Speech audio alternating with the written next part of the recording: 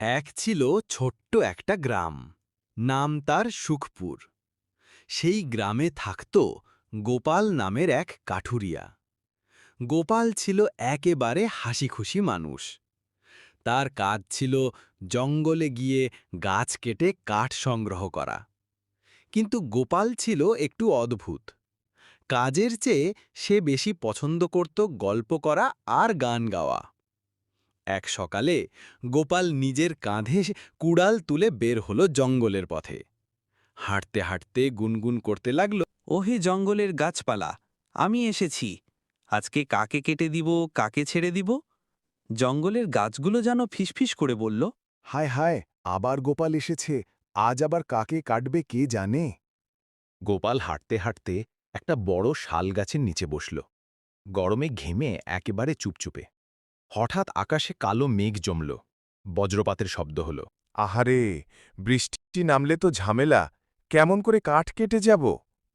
এমন সময় পাশ থেকে এক বাদর এসে গোপালের কাঁধের কুড়াল তুলে নিয়ে লাফিয়ে গাছের ডালে উঠে গেল। আহারে, বৃষ্টি নামলে তো ঝামেলা।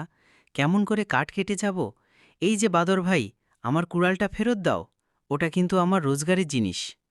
বাদর মজা করে বলল, ওহে কাঠুরিয়া, তোর কুড়াল আমি দেব না। তুই সবসময় গাছ কেটে ফেলিস, আমাদের বাড়ি নষ্ট করিস, তাই শাস্তি হিসাবে কুড়ালটা আমি রেখে দিলাম।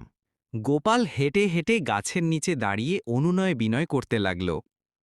বাদুর ভাই, কুড়াল না থাকলে আমি কিভাবে খাবো? তুমি আমার কুড়াল ফেরত দাও।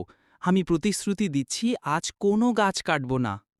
বাঁদর হেসে বলল, তাহলে প্রমাণ কর তুমি গাছেদের বন্ধু। এই গাছের গর্তে যে মৌচাক আছে, সেখান থেকে মধু এনে দিলে কুড়াল ফেরত পাবে। গোপাল তো ঘাবড়ে গেল।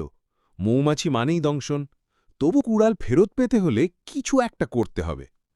গোপাল ধীরে ধীরে গাছের গর্তের কাছে গেল। চুপি চুপি হাত ঢুকিয়ে মধু বের করতে গেল। ঝাটাং! মৌমাছিরা গোপালের হাত ধরে হুল ফুটিয়ে দিল। গোপাল লাফাতে লাফাতে চিৎকার করল, আহারে, মা গো, মৌমাছির কামড়ে মরে গেলাম। বাদর গাছের ওপর থেকে হেসে গড়িয়ে পড়ছে। গোপাল দৌড়ে নদীর ধারে গিয়ে হাতমুখ ডুবিয়ে রাখল। তখনই নদীর ভেতর থেকে এক জলের পরী বেরিয়ে এলো। এহি গোপাল, এত চেঁচাচ্ছিস কেন? পরিমা, ওই বাদর আমার কুড়াল নিয়ে গেছে। আমি গরিব মানুষ, কুড়াল না থাকলে না খেয়ে মরতে হবে। ঠিক আছে, আমি তোকে একটা জাদুর সুযোগ দিচ্ছি। তুই যদি প্রতিশ্রুতি দিস যে গাছ কেটে বন নষ্ট করবি না, আমি তোকে আরও ভালো কিছু দেব। কি দেবেন মা? পরী তখন পানির ভেতর হাত ঢুকিয়ে একেবারে সোনার কুড়াল তুলে দিল। গোপালের চোখ কপালে। হায় হায়, এটা তো সোনার কুড়াল। পরী আবার বলল, নাও, এটা তোমার। তবে মনে রেখো, এটা দিয়ে গাছ কাটবে না। এটা তোমার পরিশ্রমের পুরস্কার। গোপাল খুশিতে উড়তে লাগল। বাদর সব দেখে বলল, ওই হে, আমি তো মজা করতে চেয়েছিলাম। এখন দেখি তুই ভাগ্যবান। গোপাল হেসে বলল, শোন বাদর ভাই, আমি প্রতিশ্রুতি দিচ্ছি, আজ থেকে গাছ কাটা বন্ধ। আমি শুধু শুকনো ডাল কেটে নেব, বনে ক্ষতি করব না। তারপর গোপাল গ্রামে ফিরে গিয়ে সবার জন্যে মজার গান গেয়ে গল্প করল। গ্রামবাসীরা শুনে খুব খুশি হল। তারা বলল, গোপাল, তুমি দারুণ কাজ করেছ। গাছ বাঁচালে বন বাঁচবে, বন বাঁচলে প্রাণ বাঁচবে। গোপাল সেই সোনার কুড়াল দিয়ে কখনো লোভ করেনি, বরং গ্রামে যে গরিব মানুষরা ছিল তাদের সাহায্য করল। সবাই গোপালকে ভালোবাসতে লাগল। শেষে গোপাল আবার জঙ্গলে গিয়ে গাছেদের সামনে বলল, ওহে গাছ ভাইরা, আজ থেকে আমি তোমাদের বন্ধু। তোমাদের ছায়াতলে বসে গান গাইব, গল্প বলবো, কাটাকাটি আর নয়। গাছগুলো খুশি হয়ে পাতার শব্দে হাততালি দিল। বাঁদর ডালে বসে বলল, এই তো আসল কাঠুরিয়া, যে গাছ বাঁচায়, বন বাঁচায়। এক যে ছিল সিংহ। সিংহ খাদ্যের সন্ধানে ঘুরে বেড়াচ্ছিল। ঘুরতে ঘুরতে দেখলো একটা পাহাড়ের উপরে একটা হরিণ চড়ে বেড়াচ্ছে। সিংহের পক্ষে অত উপরে উঠে হরিণকে ধরা সম্ভব না। সিংহ মনে মনে একটা কৌশল অবলম্বন করলো।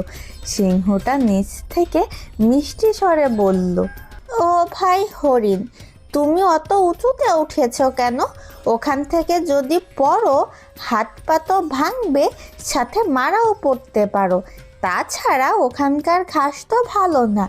এইখানে মানে আমি যেখানে দাঁড়িয়ে আছি এখানকার ঘাস খুব মিষ্টি, তুমি এখানকার ঘাস খাও। আর এখানে তো পড়ে যাবার ভয়ও নেই। তাই তোমার ভালোর জন্যই বলছি, তুমি নিচে নেমে আসো।